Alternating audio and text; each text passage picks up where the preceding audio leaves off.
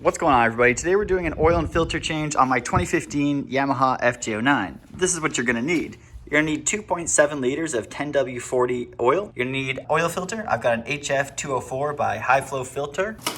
First things first, remove the oil filler cap. Use a 17mm wrench to remove the drain bolt. Best to drain the oil when it's warm. Now to remove the oil filter, use a 65mm oil filter wrench or large slip joint pliers to remove a stuck filter.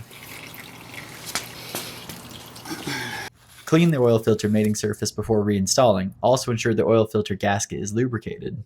Check the condition of the crush washer and replace it, or take note of the size and replace it next time.